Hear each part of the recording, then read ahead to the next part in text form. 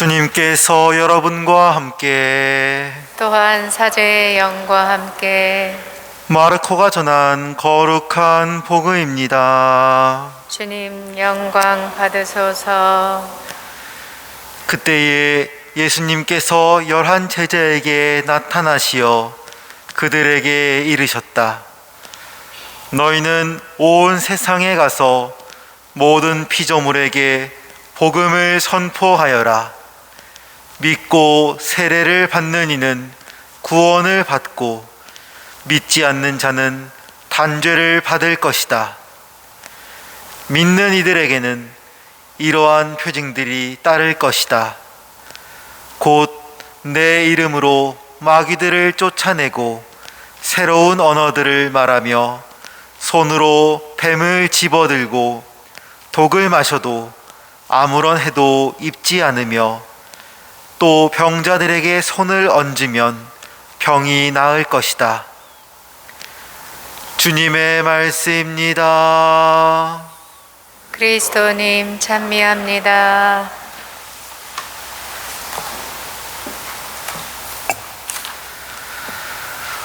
오늘 복음은 예수님께서 부활하시고 제자들에게 나타나시어 그들에게 사명을 부여하신 이야기를 전하고 있습니다.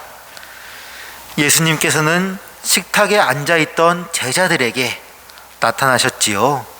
그리고 그들에게 복음을 선포하고 사람들을 구원으로 이끄는 사명을 부여하셨습니다. 오늘 예수님의 말씀을 들어보면 믿는 사람에게는 구원과 표징이 내리지만 믿지 않는 사람에게는 단죄가 내려진다고 합니다. 이런 복음을 들을 때 자주 드는 의문은, 그렇다면 하느님을 믿지만 악하게 사는 사람과 하느님을 믿지 않지만 선하게 사는 사람이 있다고 할 때 과연 악한 사람만 구원을 받고 선한 사람은 단죄를 받는 것인가 하는 의문이 생길 때가 있죠. 이건 정말 어려운 문제이기도 합니다. 그렇기에 오늘날에도 이러한 문제로 다양한 논쟁이 일어나고 있죠. 이에 대해서는 여러 가지로 이야기할 수 있겠지만 오늘은 바오로 사도의 회심축일인 만큼 바오로 사도의 이야기를 해보고자 합니다. 바오로 사도는 원래 그리스도교 신자들을 박해하던 사람이었습니다. 하지만 그는 그리스도교 신자들을 잡으러 가던 도중에 다마스쿠스에 이르렀습니다. 그리고 다마스쿠스의 그 장소에서 예수님의 말씀을 듣고 표징을 받게 됩니다. 그러자 그는 회심하였고 복음을 선포하는 사도가 되어 예수님을 위해 목숨을 바쳤습니다. 그는 사람들을 박해하는 것이 하느님을 위한 것으로 생각했지만 그렇지 않았습니다. 하느님의 길은 생명의 길이지 죽음의 길이 아닙니다. 바오로 사도는 예수님의 말씀을 통해 자신이 지금 무엇을 하고 있는지 올바로 바라볼 수 있었습니다. 만약에 그가 변함없이 자신이 옳다고 고집을 부리면서 예수님을 악마로 취급했다면 의사에게 갔겠죠. 눈이 보이지 않았으니까 의사에게 갔을 것 같습니다. 하나니아스를 만나도 별다른 소용이 없었을 수도 있습니다. 하지만 바오로 사도에게는 올바른 길로 나아가고자 하는 의지가, 하느님께로 나아가고자 하는 의지가 있었습니다. 그렇기에 자신이 잘못된 일을 하고 있음을 식별할 수 있었고 진정으로 하느님을 따르는 길로 나아갈 수 있었습니다. 자신이 진정 선한 길로 나아가고자 하는 의지가 있다면, 하느님의 길로 나아가고자 하는 의지가 있다면 하느님께서는 그러한 사람을 저버리지 않으십니다.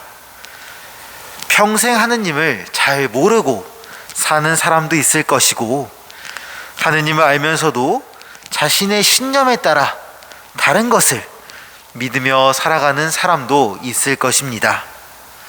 하지만 외아드님을 보내실 정도로 사람을 사랑하시고 끝없는 자비를 보여주시는 하느님께서 그들이 근원적으로 하느님의 길을 따르고 있음에도 불구하고 그들을 끝내 완전히 저버리신다는 것은, 그리고 그렇게 말하는 것은 오히려 하느님의 사랑을 사람의 굴레 안에 가두는 것과 같습니다. 하느님의 길은 참 사랑의 길입니다. 자기 자신을 사랑하고 이웃을 사랑하며 보이지도 들리지도 않는 하느님을 사랑하는 길입니다. 이러한 사랑은 국가와 사회, 온갖 문화를 초월합니다. 온갖 이유를 들어서 다른 사람에게 돌이킬 수 없는 고통과 죽음을 전하는 사람은 하느님의 길로 나아가는 사람이 아닙니다. 오히려 다른 모든 굴레에 맞서서 하느님께서 보여주시는 근원적인 사랑을 행하는 사람이야말로 바로 하느님의 길로 나아가는 사람인 것입니다. 그러니 오늘 밤은 자신이 진정 하느님의 길을 잘 따르고 있는지 되새겨보는 시간이 되시면 좋겠습니다.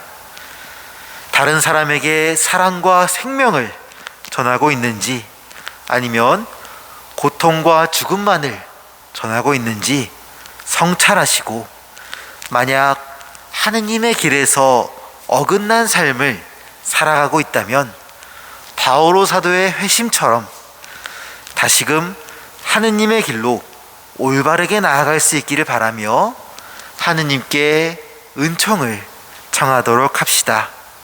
잠시 묵상하겠습니다.